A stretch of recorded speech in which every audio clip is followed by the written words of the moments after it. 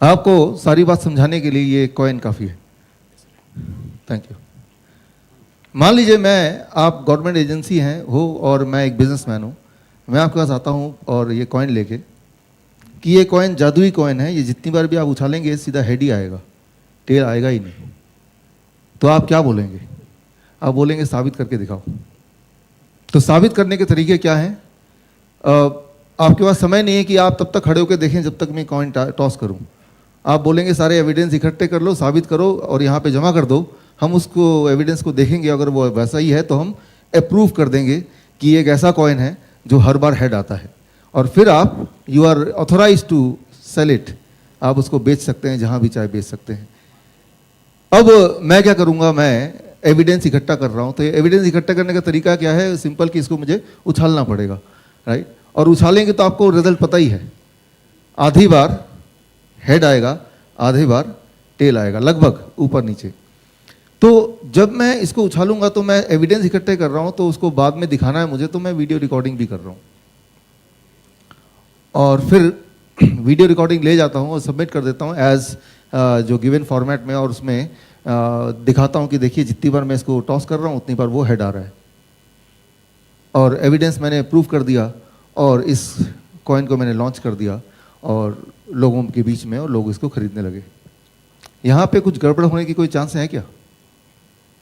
कहीं कोई टेम्परिंग का कोई स्कोप है क्या? कहीं कुछ घोटाला हो सकता है क्या? वो क्या है? वो आपको आइडिया है कि मैंने यहाँ पे एक्चुअली क्या किया कि जो आधी बार जो नेगेटिव आ रहा था, वो टेल आ रहा था, उसको एडिट करके उसको मैंने दिखाया नहीं, वो रिजल्ट को मैंने छुपा लिया और जो पॉजिटिव वाला रिजल्ट है उसको इकट्ठा कर लिया, नेगेटिव के 2-4 भी डाल दिए बीच में, और ये प्रूव कर दे कि most number of time it is head, so it can be sold like a coin which can give you head 90% of the time, right? और that is what is happening. तो that is the truth of the current medical science. और ये बात आज से 4 साल पहले तक, 4 या 5 साल हो गए इस चीज़ को नहीं पता थी।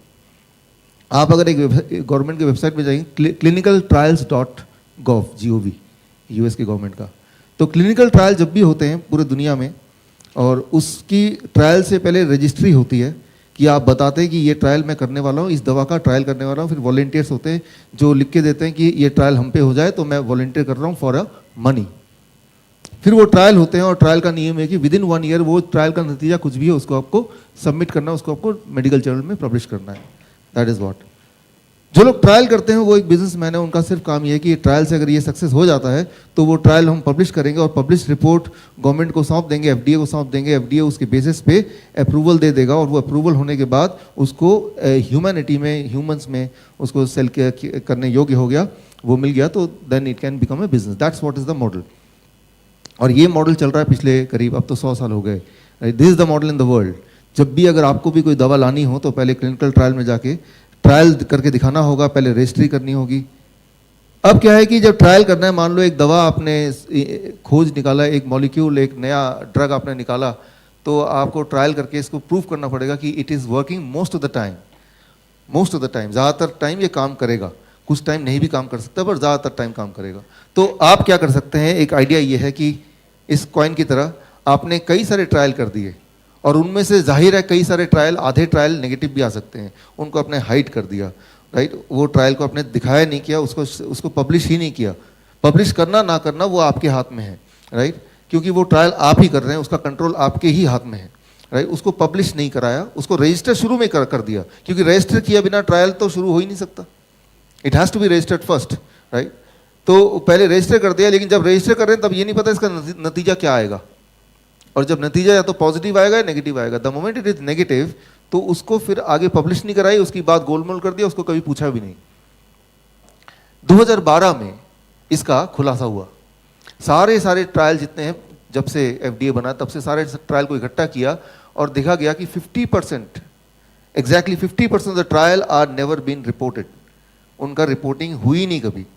फिर उन ट्रायल को ट्रैक किया गया कि देखें तो वो ट्रायल कहाँ पे, उसके एविडेंस क्या है, तो पाया गया कि वो वाले ट्रायल है। 95% ऑफ द ट्रायल जो रिपोर्ट नहीं हुए, those are the trial those who were showing the negative result, जिनका रिजल्ट क्या नेगेटिव था। अगर वो ट्रायल भी अगर शामिल हो जाते तो आप विश्वास नहीं करेंगे, एक भी दवा जितनी भी दवा आपका नाम जानते हैं, आप कभी खाया हो या खा रहे हैं, एक भी दवा आज मार्केट में हो नहीं सकती, राइट। इसी का रिजल्ट ये है कि मान लीजिए मैंने साबित कर दिया कि ये हेड है, फिर आपने ये ट्रायल से पास हो गया और फिर ये दुकान में बिकने लगा, आप इसको यूज करने लगे, तो चाहे मैंने गवर्नमेंट से छुपा लिया, एफडीए से छुपा लिया, लेकिन जब आप एक्चुअली इसको यूज करेंगे तो भी क्या हर बार हेड आएगा? तब तो नतीजा सामने आएगा ही। और वो, लेकिन जब तक सामने आएगा तब तक 2-4 साल बीत चुके होंगे, और तब तक मैंने पैसा कमा लिया, और तब तक फिर गवर्नमेंट क्या करेगी?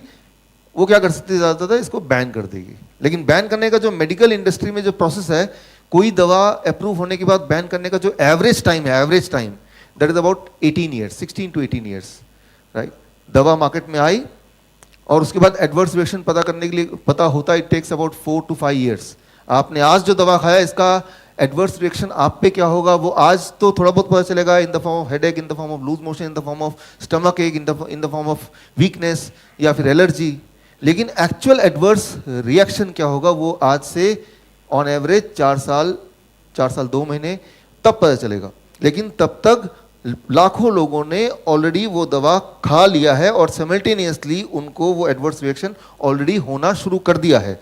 और वो एडवर्स रिएक्शन रिपोर्टिंग होने के बाद एफडीए का अपना प्रोसेस है, it will take some years कि उस रिपोर्टिंग को प्रूव करके फिर लॉ को अप्लाई करके फिर उस मेडिसिन को बैन करना।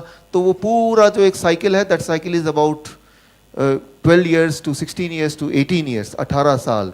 और 18 साल काफ़ी होते हैं एक दवा को बिजनेस में कन्वर्ट करने के लिए, सारा उसको निचोड़ने के लिए। और उसके बाद वैसे भी वो जेनरिक दवा बन जाएगा, तब वो उस कंपनी का वो इंटरेस्ट का रहेगा भी नहीं, राइट। तो तब तक वो दूसरी 2 दवाइयाँ और ढूंढ के उसको मार्केटिंग भी कर चुका है, राइट। तो दैट इज द ट्रूथ।